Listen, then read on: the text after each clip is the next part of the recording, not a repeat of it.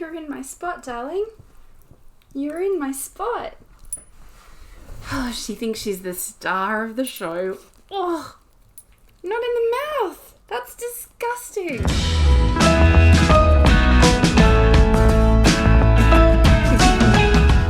You're beautiful. Yes, you are. Yes, you are. This is my baby Poppy. She thinks she's the star of the show. I have a great big pile of goodies here to share with you guys. I'm really excited. So, yeah, hello. Hello, everybody. I hope you have a delicious beverage. I couldn't do this without a coffee in front of me. So, yeah, I hope you have something delicious to drink, a snuggly friend to play with, or some kind of project that you can work on at the same time. Hi everyone, I'm Lisa. I am the creator behind EleventyOne Windmills, and I'm doing a thing. I'm trying out something new. Last month I popped a video up on YouTube that was kind of a, it was like a behind the scenes exploration of all the things that I did while I was prepping for Bendigo, the Australian Sheep and Wool Show, which was last month in July. And during the course of June and July, I just occasionally switched on my camera and I did a little bit of talking and a little bit of showing, just to share with everybody kind of what goes on behind the scenes when you prep for a big show like that. And it was my first time doing the Australian Sheep and Wool Show, and I'm not gonna lie, I was pretty stressed. The video is kind of, look, it's not very polished, like it's very raw, it's very real. There was a lot of emotion and a lot of stress. Not everything went according to plan. Hey, don't do that. Quite a few things didn't go according to plan, and you know, it's one of those things as a maker and a creator that happens. You just kind of have to roll with it and make decisions and hope for the best, you know. And so I popped that video up at the end of July, like after we came back from the show. I did all my editing and put it up, and it was pretty well received. So thank you everyone who put down a comment or, you know, shared something or said something kind. It was really, really nice. Like, you know, to have gone through all of that. Like, you know, every maker who vends there has gone through something. Everyone has done something. Everyone has had pitfalls and challenges. Everyone has had successes and different experiences. So, you know, it's a little bit of a peek behind the curtain because you don't always get to see what goes on in our studios. We're not always showing you all of that kind of stuff. I try to on Instagram, like I try to show a little bit of what goes on behind the scenes because I think that it gives a really good insight into what goes on and everything that kind of goes into making the products and preparing everything and getting all of my goodies ready for you for a show. So if you did miss that video and you're interested, it's still on YouTube, obviously. You can just go back into my channel and have a look. And even though Bendigo was last month and we're all like trying to get over it, it's still worth a watch because that's kind of the status quo for studio work. Today I'm not in the studio, I'm up on the couch in the house and I have a great big pile of goodies to show you. So I thought I would just jump up on, put on the camera, put on a little bit of makeup. I know I'm looking fabulous. And just try to share with you some of the things that I'm doing up here as well. Because I'm not just a maker of goodies and accessories for knitting and yarn craft. I also do all of the knitting and yarn craft. Still staring at my boxes just out of shot there for my weaving loom, which I haven't unpacked yet. That was a gift that I bought with the money my mum gave me for my 40th birthday. And as many of you know, I just turned 42 last week. So the boxes have been sitting there unopened for 2 years.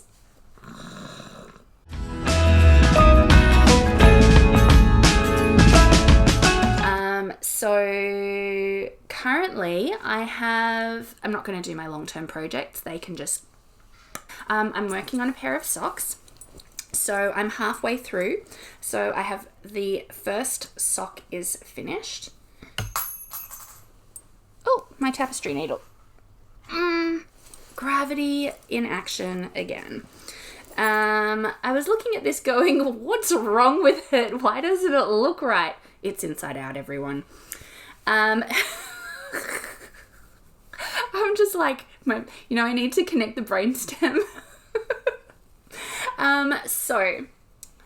Really, I should have stolen a set of sock blockers from the studio, but they're all, like, I don't even have a set for myself, because I've been busy making them for all the pre-orders. So they're all down in the studio. I don't have a set. So here is, here is a sock that I'm partway through. This sock is finished. This is the Dancing Droplets sock by Stephen West. It's got this beautiful texture up here on the sock, and it's meant to extend all the way down the foot. So the texture is meant to extend all the way down, and I kind of decided that I felt like it might be a little bit uncomfortable inside a shoe. So I've just kind of stopped it partway down. Look, I'll show it flat to you at the front and show you there. So this is the front of the sock. That's what you see on the top of the foot. So the ankle is about there where my finger is, and then I've just kind of like made it go into a V to stop the pattern, because I just thought, like, it makes it quite bulky, and then, when you wear socks with kind of a texture on them, you get the little impressions on your feet. So, so I kind of decided I would stop the texture there. But they're looking really cute. I really, really love, hang on, put it in front of my face because maybe it'll actually focus on the sock itself instead of me. I really love the texture. I think it definitely needs a good block. But it's the perfect kind of pattern for a really highly variegated yarn. What's with the bubbles? I don't know if anybody else saw those balloons, but I don't know what was up with that. That seems like something funny with my camera. I'm gonna have to check out the settings on that, because that was a little bit surprising and awkward. Balloons! What I was saying is that I think it's a really great pattern for a really highly variegated yarn. So when I was looking at sock patterns, I'll show you the yarn. This is the yarn. It's beautiful, kind of like a rainbow sort of color, but it's got such a lot of color variation. You can see here in the foot of the sock that it comes up looking very, there's some beautiful color pooling going on there. I didn't even realize. I think I knit that bit at night. But it's like very exciting. And so a lot of the sock patterns, when I was looking them up, have these beautiful cables or lace or some other kind of knit purl texture that you can't really see when the color texture is really, really busy. So like the visual texture of the color of the yarn is really busy. You can't see the physical texture in a pattern very well. So I find it really hard to pick patterns for very busy yarns. I think a lot of the really, really beautiful looking socks that I have saved in my favorites are all like very muted tonal solid color yarns that would show off an actual knit texture much better.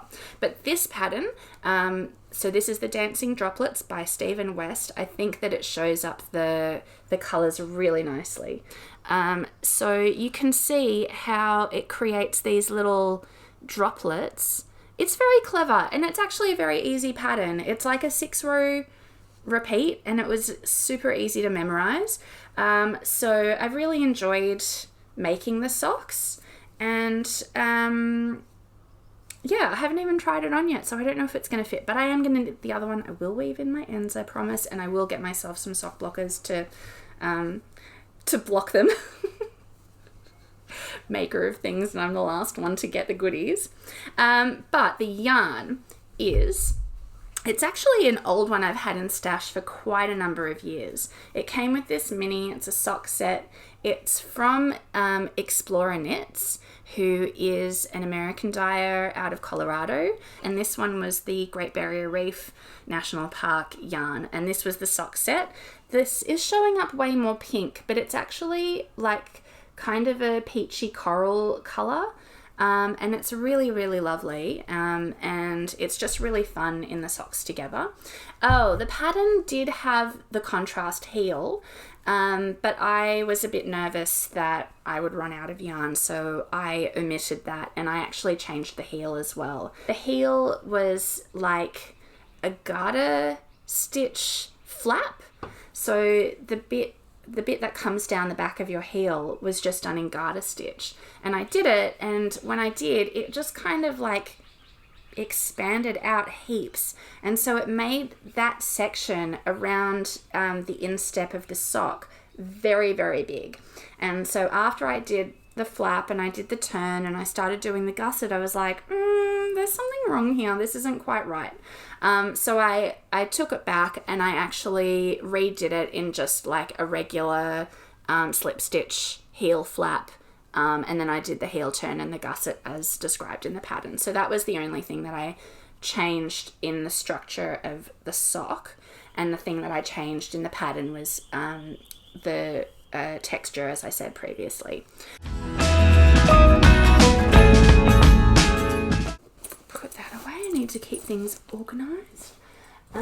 Everything's going to go from this side of the couch to that side of the couch, and then I'll remember what I've already shown you. Coffee time. That was a little bit slurpy, wasn't it? Okay, the second thing that I am working on is actually, you can probably tell what it is already from seeing it. This was one of the only things that I bought when I was at Bendigo. So I went to go and speak to Susanna over at Santa & Co. She was in the next pavilion over from me. So it was a quick little walk and I found her stall and we were just standing there chatting away. And while we were chatting, this sweater quantity for her Elma sweater, this kit, was just sitting on the shelf and just kind of like staring at me going, "Take me home." And so I said, "Sure, okay, I will take you home." Susanna and Karina from Louie and Lawler and Sarah from Bond Yarns are currently running the Elma knit along. And so I have joined in, even though I don't expect to be able to keep up or even finish on time, but I kind of feel like I'm doing pretty well. So this is my beginning of my Elma cardigan. It's a beautiful colorwork sweater. Cardigan? It's a cardigan. It's knit in the round and then it's steeked. I know. I've never steeked anything before in my life, and I have a sweater quantity for something that I was expecting that to be my first steeking project, but this is instead taken over, and this is my first steeking project. So I am chatting away on the there's a group on Ravelry, so if you want to join in, if you're doing the knit along, you know, go and check out the group on Ravelry and join in and share a picture and have some chat and see what other people are doing, because I think that's really part of the fun. And I've posted a little bit about the project on Instagram, so you can keep up with what I'm doing there. But this is where I'm up to. So I've done the ribbing bit and I've started doing the colour work, and I'm on the second colour. I'm doing kind of a seaside theme with my stitch markers. So I've got two of my shell stitch markers, the shell and the sea urchin. Those were from last year's Advent that I did, my Ocean's Depths. And then my lace repeat markers, I don't know if you can see the orange one there. There's the blue one. They're the coral themed ring markers. So I've just put those on as the lace repeats. I put the sparkly gold one at halfway so that I could, you probably can't see that. If I put it closer, can you see it? No, not really. It is glittery and it's gold, and it's at the halfway point, so that it kind of gives me a little bit of like a, oh, you're halfway there, keep going, you're doing great. So a little bit of motivation with my stitch markers there. So my floats, I will say, I think are looking fabulous. And it's just been really, really enjoyable to jump on this. It's not very difficult to do at the moment. I might change my mind. Look, there's my staking panel in the middle there. I don't know if you can really see that very clearly between the markers. But that's the bit there going up there. That's where I'm going to have to cut. Fills me with terror. Oh my gosh. So yeah, I'm really enjoying it. The yarn kit that I'm using is, it is Louie and Lolly yarns. It is the Merino Possum. That's the next colour that goes on top here in the colour work panel. I've never worked with Merino Possum before. It is beautiful, it's squishy, and it feels really soft. I can't wait to finish this and wear it, although by the time I finish it, it'll be really truly in the depths of summer. And so I'll have to wait for ages before I can actually put it on and before I can put it on and wear it out. So what was I saying? Oh, about the yarn. I talked about this yarn on a live. Matt came with me on my live after we came back from Bendigo. We were talking about the post-Bendigo wrap-up, and because he came with me to the show and helped me out the whole time that we were there. And he was so funny. Oh my gosh. It was the funniest thing, because we were talking about the yarn and the Merino Possum content, and he was like, Merino Possum? And then he was like querying how they get the possum, the fibres from the possum. And in his head, he had this image of like sheared possums, like how you shear sheep. Oh my God, it was just hysterical. And I was like, that's not what they do, sweetie. And he's like trying to Google it and find out how they get it. In the end, Karina, whose yarn this is, she watched the live after the fact, and there she was messaging me, and she's like, oh my God, I laughed so hard at Matt. And sending like articles for him to be educated about the process. So it was just really funny, and he's still not over it. Like last weekend we were at his work retreat, and there he was at dinner. I think he'd had a few drinks already, but telling all like his work colleagues about what a dummy he is for thinking that they sheared possums. And clearly, obviously, because all his workmates are like normals, they have no idea. And they're like, well, how else do they get the yarn? How else do they get the possum fibre? It's like, guys, that's not what happens. Oh my gosh, normals. So anyway, it is really beautiful. I love how it's knitting up. The texture is just gorgeous. The stitch definition is beautiful. Even if you're not doing this sweater, it's a really nice yarn for colour work. One of the things I love about it is that even though it's a tonal colour, it is, because it's got the possum content, it's got this kind of like greyish brown undertone, and it almost looks, it's not heathered, but it kind of looks a little bit heathered just because of the fibre content. And it's sort of more interesting than just a plain coloured dyed yarn. So yeah, thank you, Karina, for making such a beautiful eye-catching kit that I couldn't leave Bendigo without it. And thank you, Susanna, for doing the knit along, because This was literally the next thing that I was wanting to knit when we came home from Bendigo anyway, and doing the knit along has kind of motivated me a lot to just go, you know what, I'm going to cast on and it's going to be really fun. Yeah, it's really nice to know that there are a bunch of people in the community who we're all doing the same thing and we're sharing the experience, and it's really, really fun. So I really love it. So thank you, ladies, for putting this together, and yeah, I'm really loving this. The knit along is still going until, I kind of want to say, November. So if you're thinking about jumping on, this like came together really quickly, and I imagine that once I get past the colorwork section, which I don't know, it might only be another 20 rows or something, that the rest of it's just going to be like smooth sailing until the staking part. Oh my god, this is why I needed to do the knit along, is because I need the moral support when I have to take scissors to the front of my cardigan. Or it might just end up being a sweater that I never steak. But actually, having said that, I am looking forward to going and cutting myself some buttons down in the studio. So I have to pick the perfect material that will go with this. I want something sparkly. And maybe that'll be the thing that sets my pink cardie apart from all the other pink cardies. But yeah, so that's been really fun. Oh, my kids wound all the yarn for me. This whole big bag of yarn, can you see?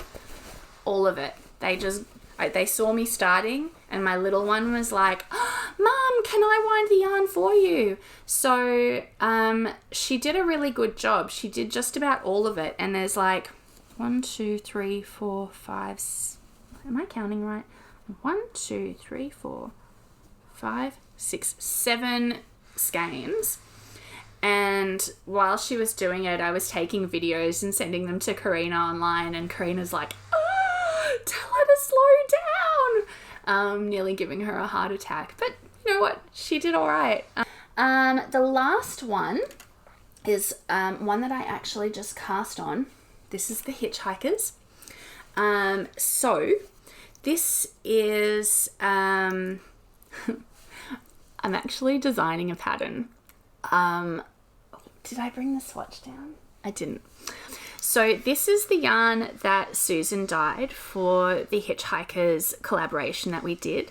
This is the main color. This is called Mostly Harmless.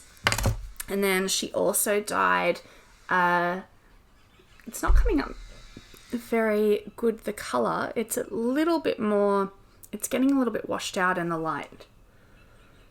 Oh, that's sort of a bit better. It's like, look, my hands look so weird on the camera. I do apologize. This is the sock set, and is anyone surprised?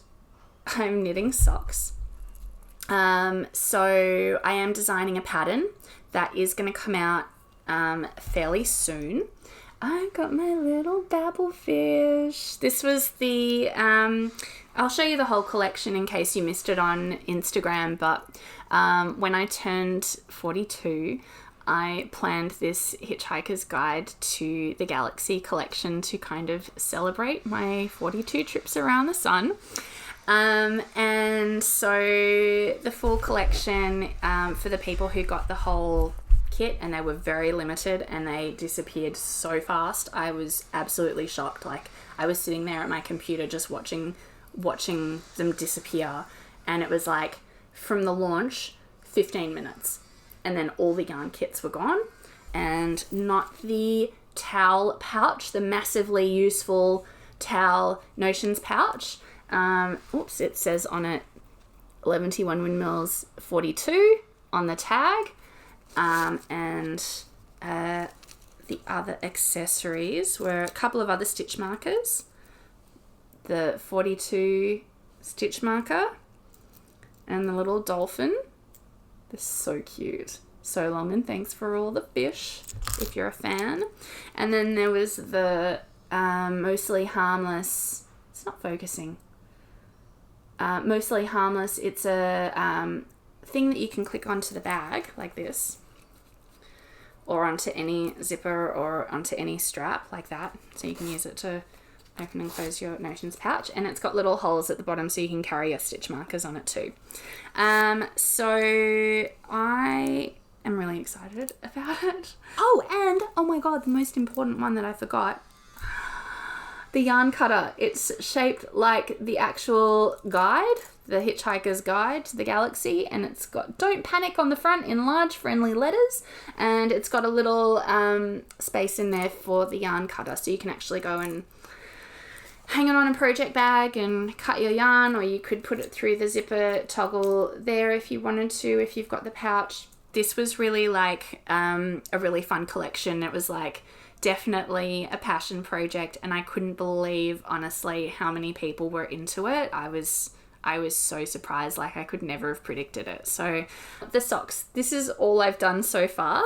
They are going to be socks. They're going to have a little bit of color work coming down the leg, about that much, and then they're going to go into the foot. So they're going to be like sort of short little sporty kinds of sock. That's the little start of my Hitchhiker's Guide socks. So, oh, I should have pointed these out if you haven't seen these.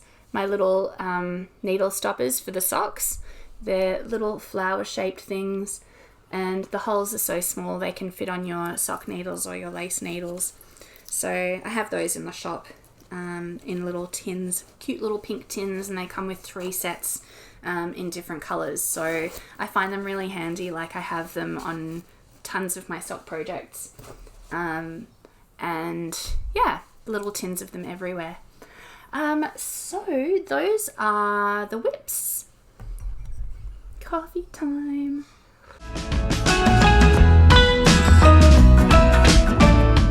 I have 2 finished objects to share with you. The first is a pair of socks, and again, it's just so laughable that I don't have sock blockers down here to show them with you, but they're all down in the studio, and oh my gosh, it's just so funny. But next time, I promise I will make myself a set of sock blockers and bring them up so that I can show off some socks. Maybe I'll have finished those dancing droplet socks and the Hitchhiker's Guide socks so that I can show those to you next time. But these are the socks. The colour's getting washed out quite a bit, actually, and I think that the sun is coming over and I'm starting to get like a little bit of colour bleaching. So these socks, I do have 2 of them because it's a finished pair. They are so cool. It's a lot greener in real life. It's coming out really, really grey. So what if I put them right up like that? Nope, that's not helping either. These are, interestingly enough, this is another Sana & Co pattern. These are the, I'm sure I'm not going to say this properly, but it's the Kana socks. It's a K-A-A-R-N-A. They have this gorgeous basket weave pattern on it, and just like a stripe of contrast periodically through the socks. These were a really easy knit. I don't know why it took me so long to finish them. I think it was one of those things where I got caught up doing other projects, or I got caught up doing work down in the studio and then put them aside. And so I started these socks in January of this year. And so we're now in August. So it kind of was like those, so easy, I'll just pick it up and do a few rows. And then there was a point where I was like, before we went to Bendigo, I was like, I'm clearing the needles. And so I was like finishing all these projects, and these were one of them. So I finished them off.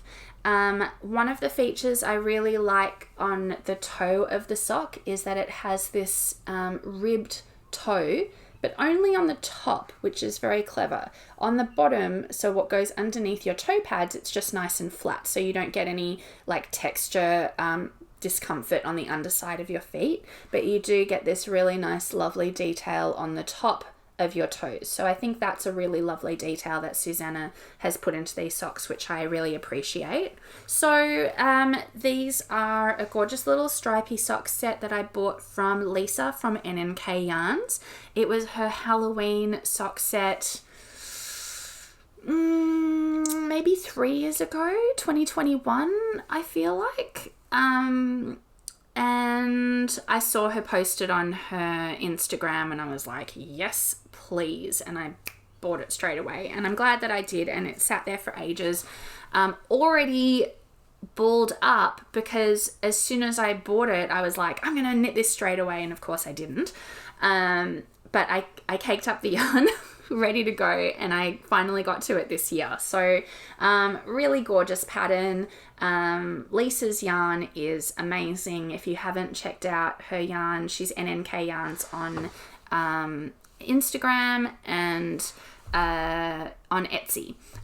So she has an Etsy shop, but she makes some gorgeous, gorgeous yarns. If you saw my succulent garden shawl pattern, that was designed using a yarn kit that she developed for me. So she's a really beautiful person and really lovely and really dyes gorgeous yarns. So I have a stack of her yarn. So this is very exciting to have a finished project with her beautiful things. Now, the next finished object is a sweater, which I will try and put on for you and show you. But this is a weekender, which is the front. I should really sew a tag into it. I'm the worst at doing that. So this is the Weekender by Andrea Mowry. This was such a surprising knit because I knit it so fast. It's quite honestly the fastest thing I've ever knit in my life.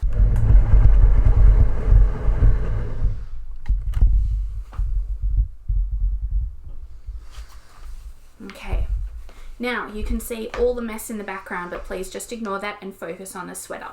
So it is like quite a boxy fit, and it's very cozy and very comfy. That's the back of it. One of the things that I like, I love the detail of this stripe down the center, and the color is bleaching because of the window behind me above my head there, so I do apologize for that, but it's making me look all kind of orange, I think, and the white at the back is just, but the color of the sweater is looking perfect, so just ignore the rest of it. So I like this boat neckline. I thought it would be difficult to wear with regular necklines, but it doesn't actually bother me too much. It does extend down the sleeve a little bit here, which I think is a really nice detail as well. And what else do I really like? Oh, I liked the hemline. Oops, I should move back. It's got like a high, low, and a split down the side here, which I really like as well. And yeah, let me tell you the things that I modified. So first of all, I made the wrist sections I made the sleeves like quite a bit longer. So like the sleeve where it ends here and the ribbing starts, that's actually where the sleeve itself is supposed to finish. But I decided I wanted these extra cozy long sleeves that I could pull over my fingers and be super cozy, which they are. And then I felt like if I really wanted to fold back and have like a folded cuff look, then I could. But I really do love the coziness. I felt like it was such a cozy yarn. I didn't want the sleeves to end at the wrists and then I'd be forever like pulling them down and trying to get them over my fingers. So this is one of the beautiful things about knitting, is that you can tailor the garments to your specific preferences. So that's something that I did. The other thing that I did was Andrea Mowry's patterns, a lot of them tend to be really oversized. So this sweater is meant to have, I believe, like a 6 to 10 inch positive ease. So like that 10 inches is 25 centimeters. So that's huge. The size that I have knit was with 2 inches of positive ease. So I basically went, here's my bust measurement. I'm making the next size, the size with the bust the next up. So I think my bust measurement is 41 inches. I think I made the size that was for that said 43 inches, and still look at how big the body is compared to me. So can you imagine if I had knit the size that was with 10 inches of positive ease? So first of all, I know, hello baby, I know, I'm standing, so she's all very excited. Come here for a cuddle. Yes, you're a gorgeous girl. So, oh, you want to go back on the couch? Okay. So if I had made the size that was my body measurement plus the 10 inches, it would have been massive, and I also would have totally ran out of yarn. So I, oh, she's licking my hand. So I'm glad that I sized down, and I think that it's totally like a personal preference. For me, I don't really like massively oversized garments. This is about as oversized as I will want. And I also know that Andrea Mowry tends to have very, very tight fitting sleeves on a lot of her patterns, and I really didn't want something that was super duper tight. These have ended up being perfect. I actually used my gauge swatch, and I did like a little bit of like maths calculations, and I measured around my arm, and I knitted the appropriate size sleeve for that would match my upper arm here, and knowing that as I did the decreases down the arm, that it would be the right size for what I wanted. Hello. Hi. I'm going to take off the sweater because even though it's winter, it's August, right? Like, it's winter in Australia. We should be in the depths of the coldest temperatures that we are experiencing. And instead, it's like 25 degrees and very springy, and the days have been kind of warm and hot. And so there we go. Oh, what a relief. Okay. The yarn is so cozy and snuggly. It's the first time I've worked with a non-superwash, undyed, mill spun yarn. So the yarn is from Great Ocean Road Woolen Mills down in Victoria along the Great Ocean Road. I met Isabel and Nick at the Australian Yarn Show that was in Canberra back in March this year. They were vending and I was vending, and were able to have the time for some conversations. It was really interesting to hear about their operation and how they grow their yarn, basically.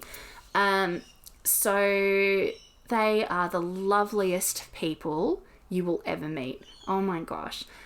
They're so sweet and so kind. And as soon as I touched this yarn, I was like, yep, I need a sweater quantity of that. It's DK weight. It is merino, and it's blended with, I think Isabel said it was about 5% alpaca. And that's what gives it the grey colour. So the alpaca content is what gives it, it's like this really kind of like light heathered grey, and it is just beautiful. It's so soft. It is just absolutely the snuggliest yarn I've ever used, and I'm gonna have to turn that feature off. That's really irritating. Oh my god, I have my hands like this.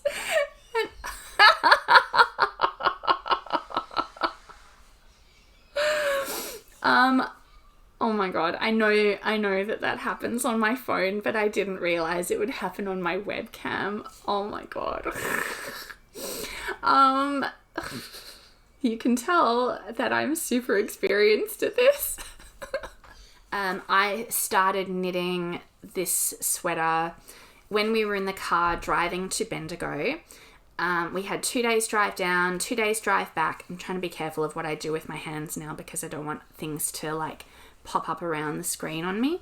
But it was 4 days in the car, And by the time we came home from Bendigo, I pretty much had the whole sweater done minus the sleeves. And then just because I had a few things going on at home, when we came back from Bendigo, it probably took me a few weeks then after that to finish the sleeves. But if I had had one more day in the car, I think I could have knocked out the whole sweater. So we're talking like finished in a week. So that is incredible, right? Like it's just absolutely nuts to finish a sweater in a week. Okay, so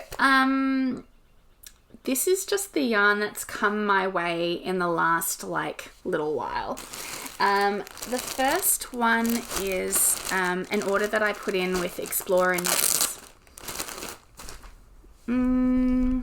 She tends to have like a 3-month lead time. So August, June, July, May. I might have ordered it in May. And it actually arrived on the day of my birthday. So I feel like that was very serendipitous. So I called it my birthday yarn and I was like fully intending to cast on something, but then I was in the middle of doing a bunch of stuff in the studio and I was like, I'm too tired to wind yarn. But the things I got was, so I bought this sock set. It's really lovely, the colorway is called Sheepish. That's this one. It's sort of like, it does look very, very sheepy. And then the coordinating mini, it's a little bit hard to see, but it's like a really, really deep, dusty green. And they just go together really nicely. And that was one, it was like a favorites collection that she was putting out. And I was like, you know what, that's just really nice. It's not yarn that I had on my list or anything like that, but it's just a really, really lovely sock set. And I'm a sucker for sock sets.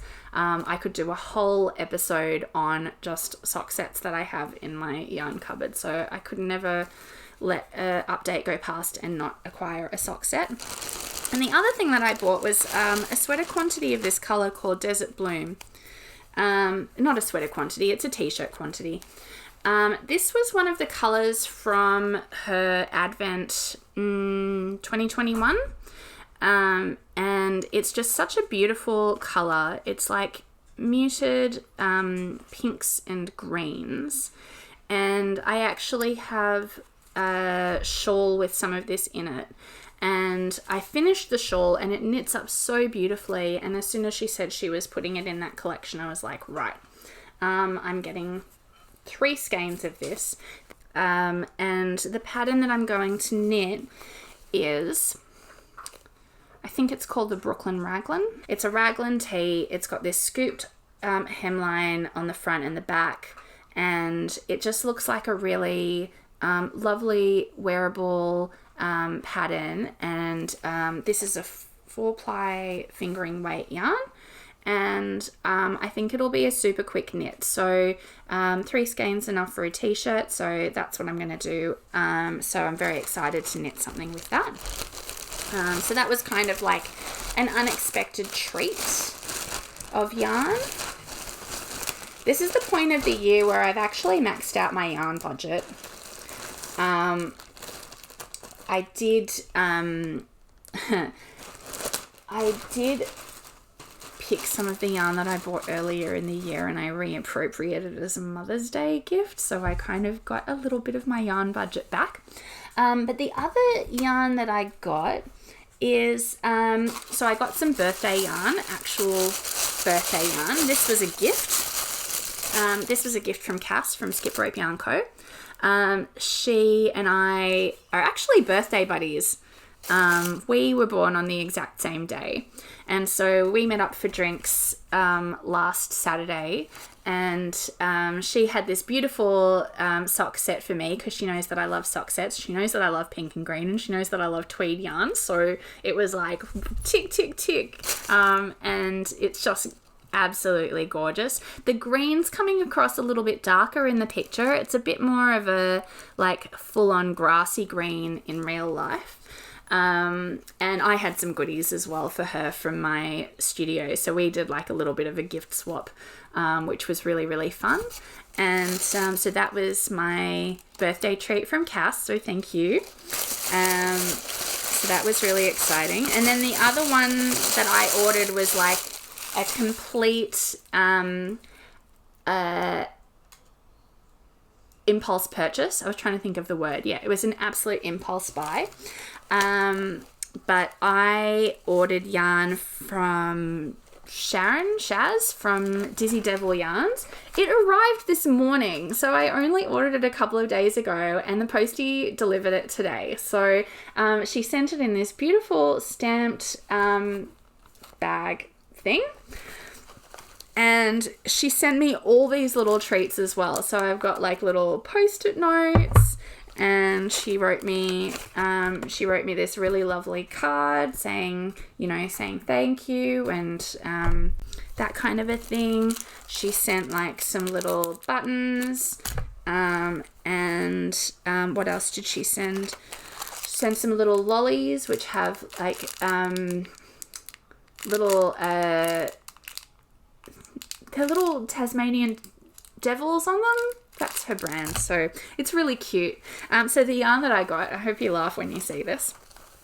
Oh, there was something else. Oh, another badge. Oh, and it says happy birthday. So self-striping yarn. It's sock weight. It's called Melon Head, and it's just, isn't this the most perfect, like pink and green?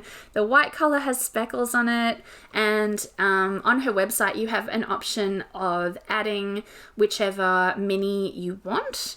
So for this one you could have chosen the pink or either of the greens, and I chose the dark green. So oops, I think that came from the bag. So those two are going to be like my birthday striping socks. So I'm really excited about that. Thanks, Shaz. And I love the little bag, so that's gonna get kept in there. And thank you for all my goodies as well.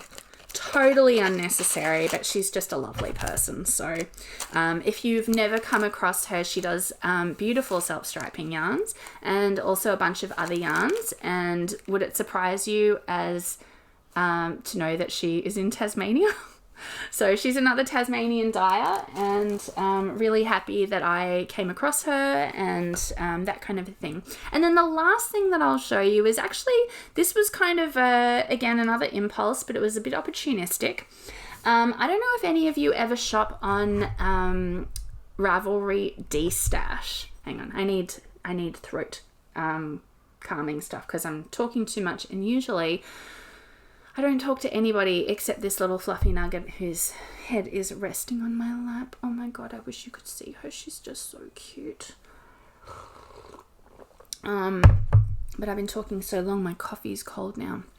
But I occasionally, and not very often because I really don't need more yarn, but occasionally I go and scroll through the Australian group on Ravelry on their D-Stash thread. And a lot of the times, because I'm not there very often, I'm not there quick enough to get any of the really, really good stuff. Like some people put out a sweater quantity of Spin Cycle and it's like half the price that it was if you bought it online or something like that. And it's just like, oh my god, yes please, I'll have some of that. So I'm never, or like some La Bien-Aimée, which is also really hard to get. So I'm never usually quick enough for that. But the thing that I got, I am really excited about, and it was really surprising. So I just bought these two things from this one lady, and she sent it to me from Queensland. So the first thing is actually a kit from Westnet's. So when Stephen West launched his yarn line, Westwall, I was sort of looking at it going, oh, that's exciting. He would know good yarn because he knits so much. And I was really interested to know what he was coming out with. And that was like years ago. And so I lusted after it for ages. But Westwall is Stephen West's brand of yarn. But this is a kit for the Mosaic Musings shawl. It's one that kind of flew under my radar. I didn't really pay attention. He's so prolific with designs that it's really hard to keep up with every single thing that he releases. and they're all like stunningly beautiful, and sometimes you get a little bit like oversaturated with the style of work that it is, and so sometimes you're like, oh yeah, it's just another West Knits, scroll on. But I saw the kit, and I don't know if I'm actually intending to make this particular shawl. I could, because I have the kit. It's the original kit from the photo, but I was intrigued in getting my hands on some of the West wool. This is the 4-ply bicycle blend. The colorway is called Canal House, which I love, which is very Amsterdam. And the blend is 10% Texel and 90% Falkland Merino. So it's a blend that I've actually never used before. I've never worked with Texel. I would have to even look it up to know what it is. But this one is Volk in the colorway Summit Skies, and it's Cottage Merino, which is their single ply. And I have some of this in my stash already, not in this colorway, but in other colorways for a shawl. Single ply, I think, a beautiful color for shawls. And when I unwrapped the package and I looked at it, it's really hard to tell from photos and from the video, but it absolutely looks like a Van Gogh.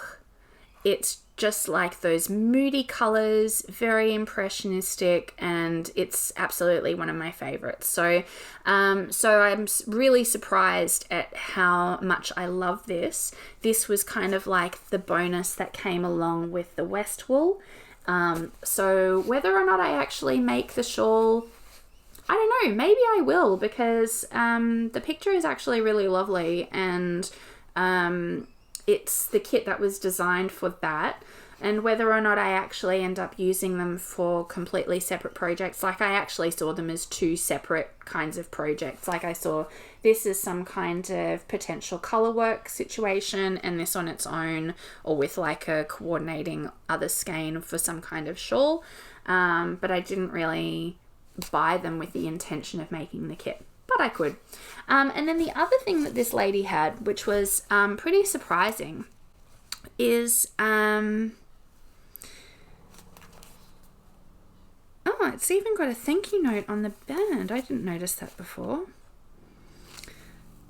And that wasn't the name of the lady that I bought it from. It's possible that she got it from someone else's D-stash, and then I got it from her D-stash. Oh well, that doesn't bother me. It's an assigned pooling from, it's actually Dawn Barker from Barker Wool, but it's before her brand changed from Chasing Rabbits. So this was one of the original assigned pooling colorways. It's this colorway called Wild Violet, which is just beautiful.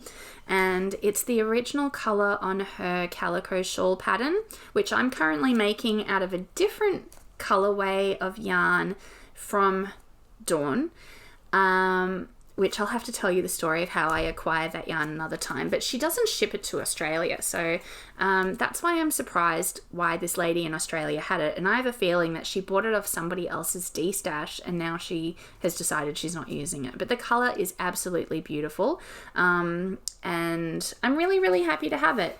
It's a Polwarth, 100% superwash New Zealand Polwarth wool. It's a 4-ply, and it's not exactly the base. Like, I much prefer the single ply base with the silk in it, because I think it's really luminous, but I don't really care because I've got the colour, and it's really hard to get this in Australia, so I'm really pleased to have it. I can't even remember the woman's name now, but yeah, it's got this little thank you Kaywin little label on it, that's handwritten. That could possibly have been written by someone as a gift to someone else, and then who knows, there's like a story here, but I don't really care. It's mine now.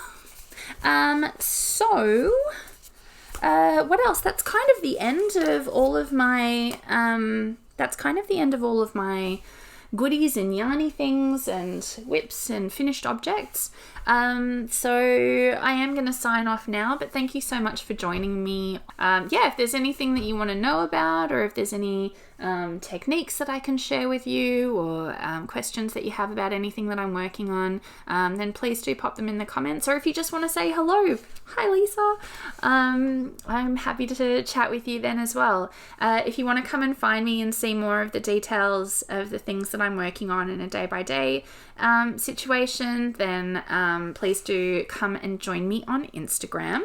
I am also on Facebook, but I have to tell you that I am basically Facebook illiterate, so if you message me over there, it's unlikely that I will even know or see it. So please don't feel like I'm ignoring you, but Instagram is really the place that I tend to chat with people. Have a great day, everybody, and happy knitting.